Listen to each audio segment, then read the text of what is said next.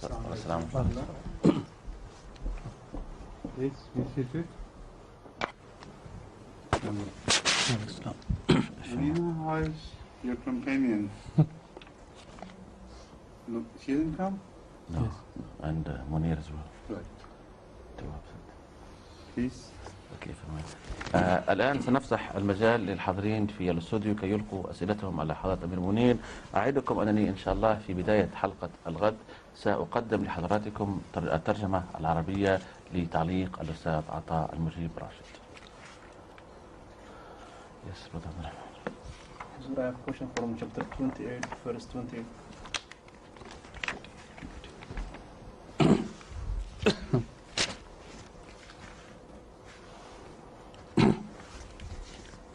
Not other.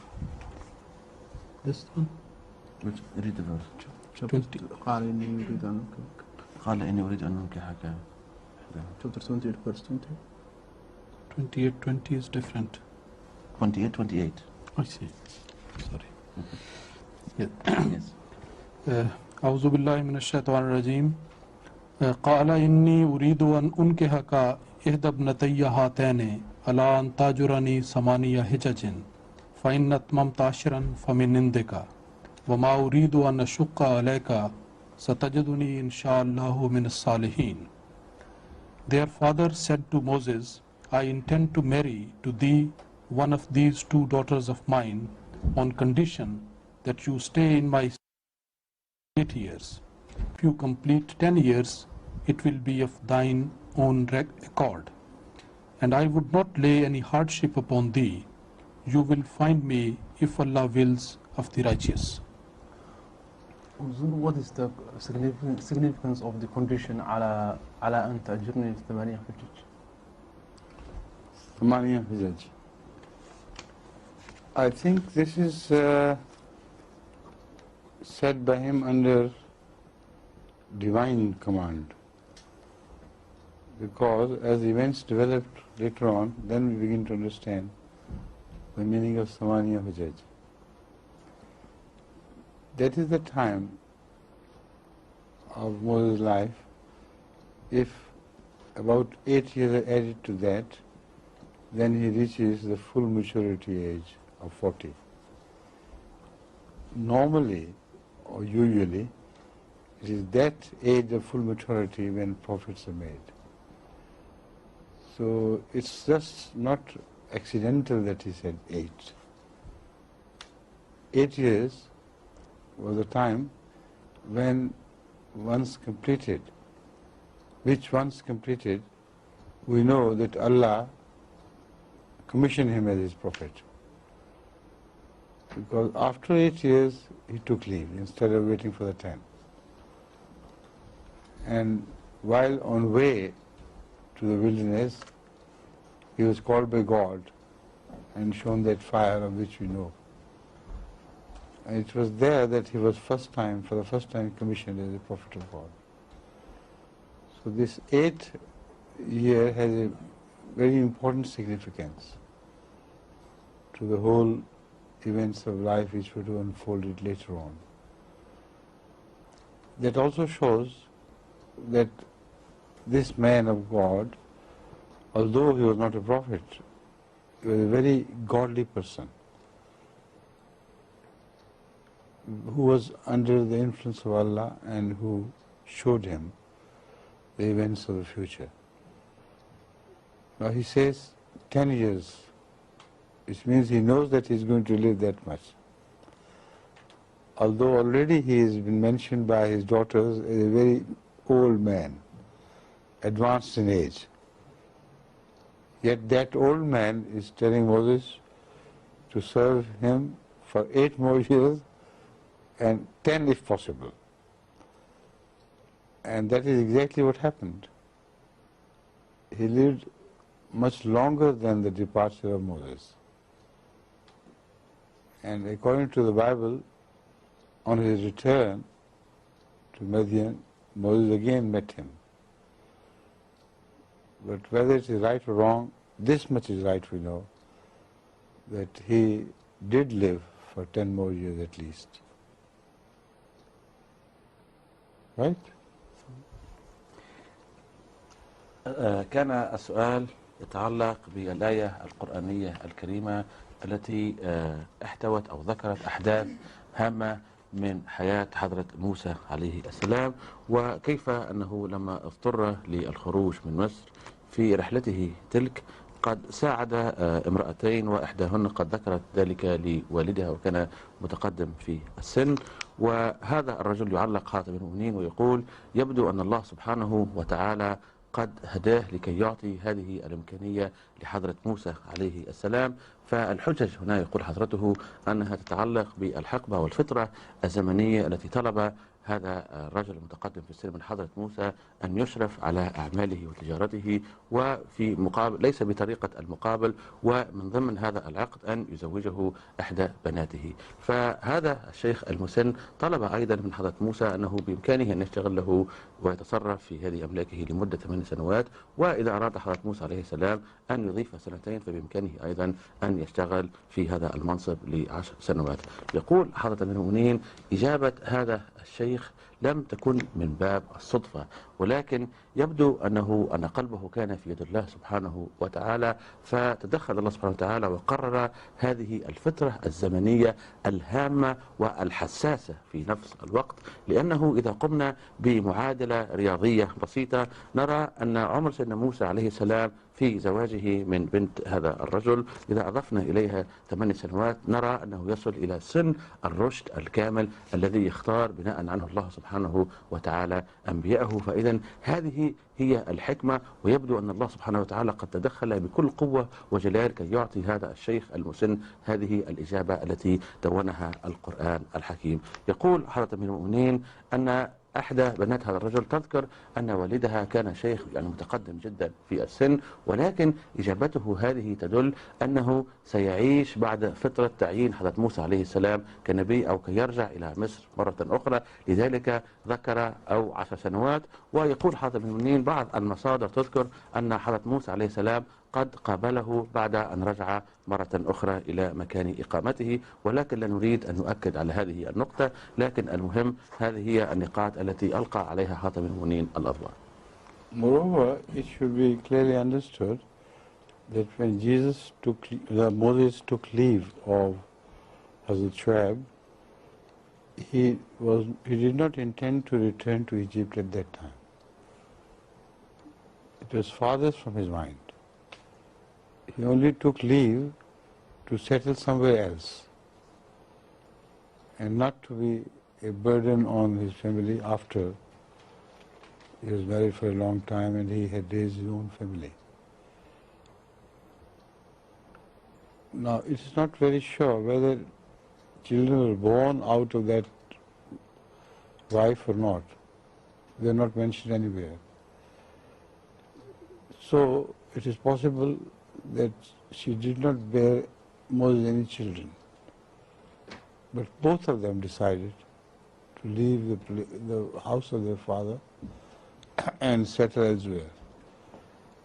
This is very evident from what passed between Moses and God when he saw the light above. When Allah told him that you are my prophet now, I returned to Pharaoh, he hesitated. He said, how can I return to him? And I have on me their blood, which they would revenge. So evidently, he was not returning to Egypt with his wife at that time. He was only seeking a place elsewhere. But what must have happened, I believe, was that he returned and left his wife with her father and then returned to Egypt. And when he returned to Egypt, he must have sent for his brother as well the message to his brother, you come and join me and we'll both enter Egypt as messengers of God. So this seems to be the overall picture, which can be inferred from various verses, but these are things which are not directly related. but you can easily build them up from the study of the Quran. يقول حضرة أمير المؤمنين في إضافة لتعليقه أن الصورة التي تتبادر وترسم في ذهن المرء بعد قراءة آيات مختلفة من القرآن الكريم ومراجع أخرى موثوق بها، يقول حضرته أن حضرة موسى طلب الإذن بمغادرة مكان إقامته مع زوجته، خصوصا يبدو أنه ربما كان له أولاد ولكن ليس هنالك أي أثر لهذا، وإمكانية أنه لم يكن أو لم ينجب له أولاد في هذه الفترة إمكانية هائلة الحصول. يقول حضرة ابن المؤمنين أنه بعد أن غادر في سفره هذا يبدو أنه ترك زوجته مع والدها، ولذلك نرى أن لما رأى ذلك النار يعني ذلك القبس من الله سبحانه وتعالى سمع صوت والوحي الخالص من الله سبحانه وتعالى أنه بالواد المقدس طوى ويجب عليه أن يستمع لرسالة الله سبحانه وتعالى التي عينه هنالك في ذلك الوقت كي يذهب إلى فرعون لأنه طغى. فحضرة موسى أنتم تعرفون هذه الكلمات أنه قد عبر وفسر الله سبحانه وتعالى أن لهم علي ذنب، أي أنهم نسبوا إليه ذنب لم يقم به، فلذلك كانت هنالك قليل من المخاوف في قلبه، والقرآن الكريم ذكر تفاصيل هذه الأمور، فلذلك الله سبحانه وتعالى طلب منه أن يذهب إلى فرعون لأنه طغى ويجب أن يؤدبه ويعلمه درس كي أيضا يبلغه برسالات الله سبحانه وتعالى. يقول حضرة ابن المؤمنين بعد هذه الظروف يبدو أن عليه السلام قد أرسل لأخيه حضرة هارون كي يحضر ويساعده في مهامه الإلهية الربانية العظيمة وهذه هي الصورة التامة والواضحة التي ترسم في ذهن المرء بعد قراءته لآيات مختلفة من القرآن الكريم.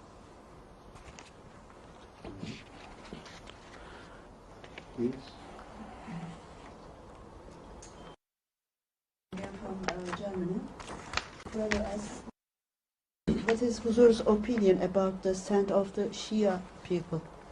Should we consider them as saints, whereas obviously they do not believe in the Khilafat of the first three Khalifas? As what? As Sects? Saints of Shia. Saints? Awliyas. Yes. كان السؤال من أحد الإخوة من ألمانيا يتساءل حول ما هي نظرتنا للأولياء الصالحين من الشيعة، هل نعتبرهم فعلا أولياء الله سبحانه وتعالى أم دون ذلك؟ يقول خصوصا أن النقطة التي تبعث تساؤلات كثيرة في هذا المضمار أنهم لا يؤمنون بخلافة الخلفاء الراشدين الثلاثة قبل حضرة علي رضي الله تعالى عنه. هذا هو السؤال. This is a belief which is wrongly attributed to them. None of the Aimma of Shia disbelieve in the continuity of Khilafat. And we have strong evidence from some of them who loathed the idea that the previous Khulafa were not pious.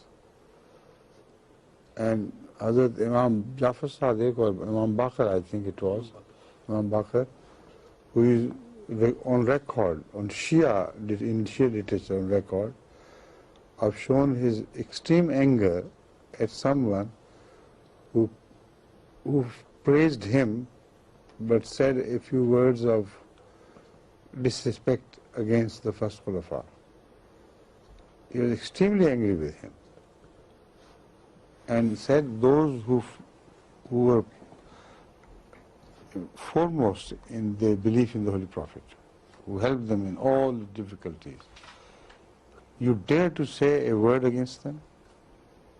They were God-fearing, pious people. So this idea of separation between Khilafat Ali and the previous Khulafa was born much later in the Shia Ummah, not at all in the beginning when the Imamat was intact. It must have got infiltrated into Shia beliefs after the 12th Imam, not before. Because all these 12 Imams, as are known in history, they have expressed themselves in dogmas and religious practices, etc. They all appear to be very pious people, God-fearing people, who never discriminated between Hazrat Ali and other Khulafa. There's no evidence whatsoever. And even Hazrat Ali did not. It all begins with him. If he had done so, then of course there was a likelihood of those who followed him to have repeated his attitude towards the previous three Khalifas. He had extended his hand in bayat of obedience to all the three who were before him. So what sort of Khalifa Hazrat Ali was if he himself had made himself obedient to the previous Khulafa? If he had not believed them to be Khulafa, how could he extend his hand for bayat of these Khulafa? Then instead of Hazrat Abu Bakr being the chief of hypocrites, Hazrat Ali should have been entitled as chief of hypocrites, because he took bayat at the hand of the chief of hypocrites. So he was the greater chief. All this is rubbish. All this is an insult to the dignity of Khulafa, and particularly the dignity of Hazrat Ali and his status with God.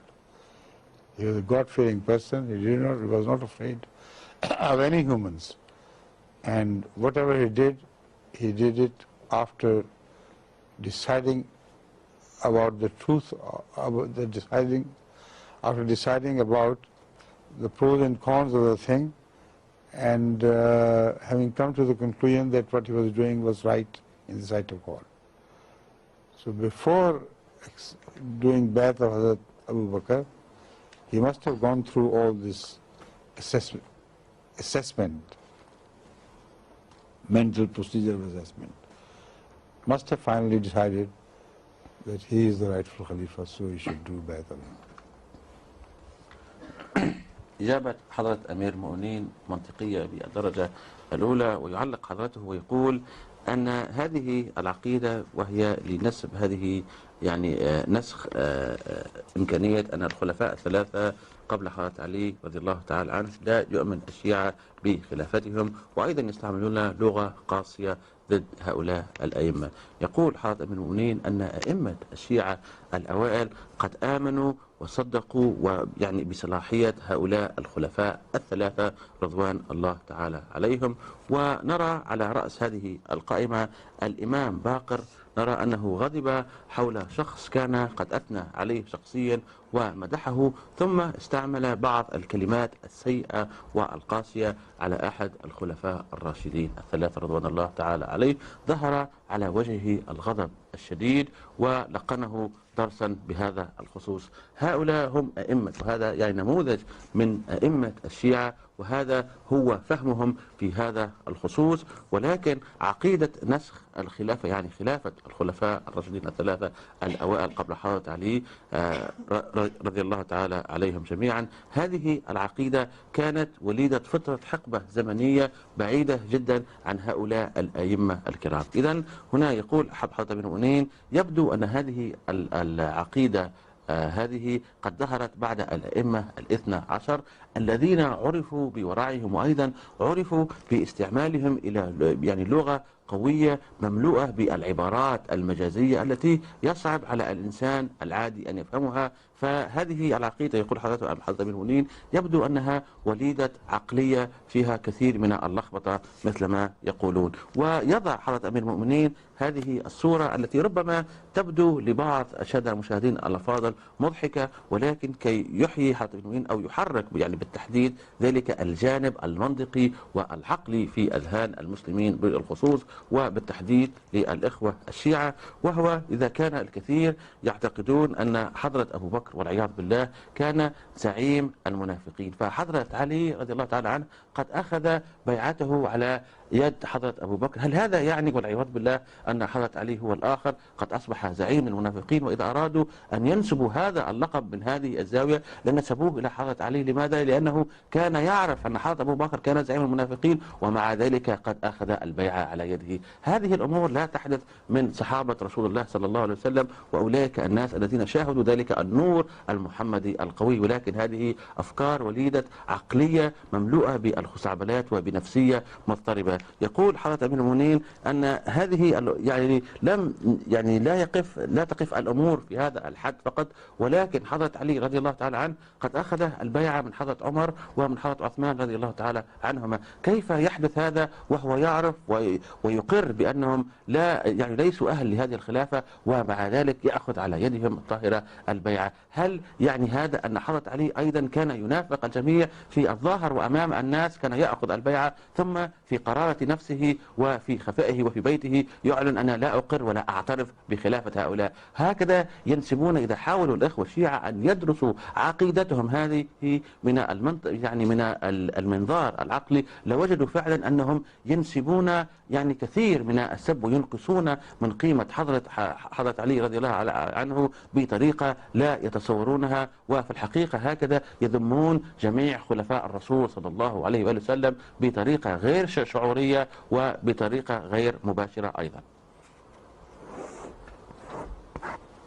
Back to Huzur, could you kindly explain to us a revelation to Hazrat Masih Maud alayhi salatu wasalam, which reads Jariyullahi fi hulul al-anbiya?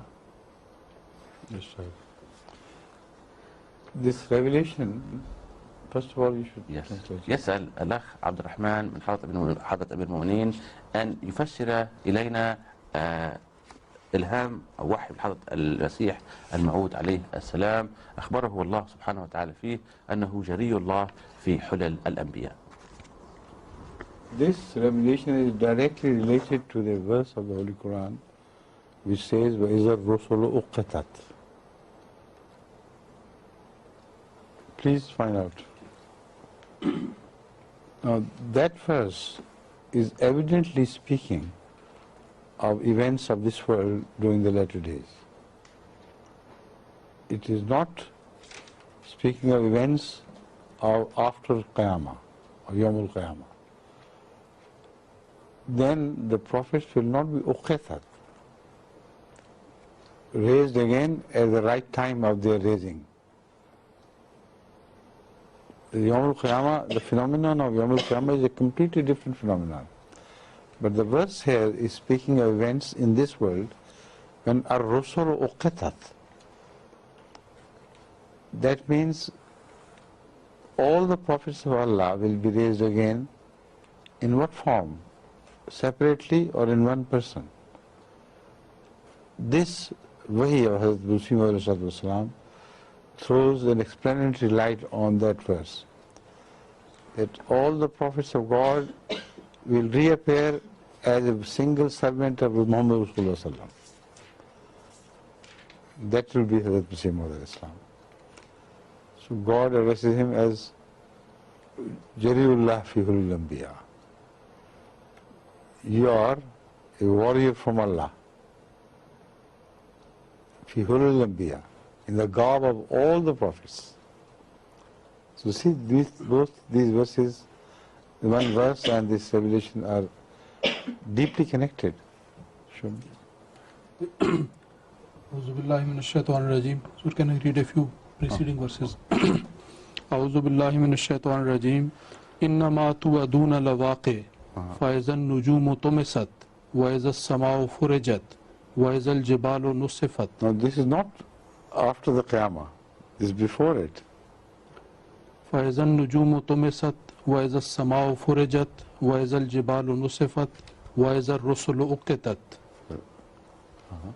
لأي يوم أجلت ليوم الفصل وما أدراك ما يوم الفصل ويل يومئذ للمكذبين. The time will come to decide between the truth of Islam and the rest of the religions. When the righteous will be divided from the unrighteous. So that is Yawmul Fasl. And all these events, all these signs will not appear after man is raised again during the Yawm al-Qiyamah. The events of this earth, before the Qiyamah will ever take place, much before that.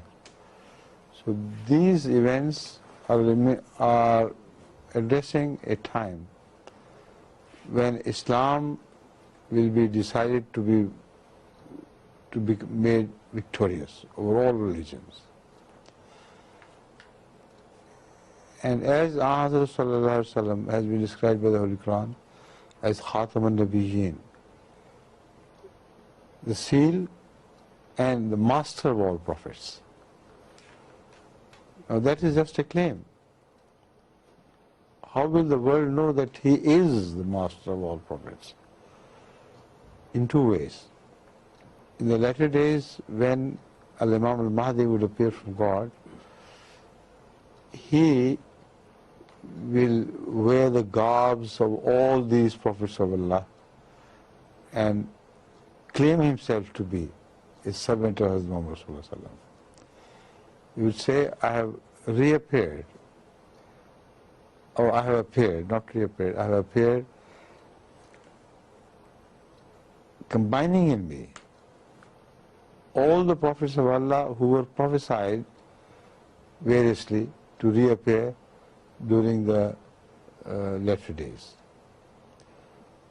You see, various prophets were prophesied by their own divine books to reappear during the latter days to usher in an age of victory of religion over non-religious people. Krishna had promised that he would come again, Buddha had promised, Jesus had promised, so other prophets of Allah had promised to come again. Will they come separately, or will they appear as a single person representing God? And will they bring their own older faith with them, or will they join the faith of Islam and reappear under Islam as representative of Islam in one person, not in so many persons? These are the important questions which have to be addressed. And that is why I emphasize the role of this prophecy, the Quranic verse, and the revelation of Masih Maud, that they are profoundly connected with each other. And the message they deliver is simply this, that whoever would be chosen as servant of Muhammad, he would become also the master of all the religions. So in his person, all the religious leaders of the whole world would pay obedience or allegiance to the great master Hazrat Muhammad Sallallahu Alaihi Wasallam. This is what has been said by Hazrat Masih Maud repeatedly in his verse and in his prose. That I, as a representative of all, have become your servant. I take pride in being so. Jesus Christ is in me, and when I submit to you, Jesus submits to you. That is the metaphorical explanation of all these things. Understand? Secondly, all the people of the various prophets would join Islam. لِيُظْهِرَهُ عَلَى الدِّينِ كُلِّهِ will be witnessed by all during the time of Al-Imam al-Mahdi. What has been said by what other commentators of the Middle Ages, and it's not that I'm saying it for the first time. This claim has been made by many great scholars of Islam, that the fulfillment of al-Yuzhahu ala dini kullihi will occur at the time of Imam al-Mahdi or Jesus Christ. So all these things are interconnected. When the people of all religions will leave their own religions and come to Islam and pay their allegiance to Hazrat Muhammad Sallallahu Alaihi Wasallam, then that Prophet of God under Muhammad Sallallahu Alaihi Wasallam, at whose hands they will convert, would become their masters, their prophet as well. So, Jariullah fi Hulil Anbiya. Right? It will take me 9 minutes. Huh? It will take me the right time to translate. So I can leave now? If Hazur would like to. Jazakumullah. Thank you so much. Assalamu alaikum.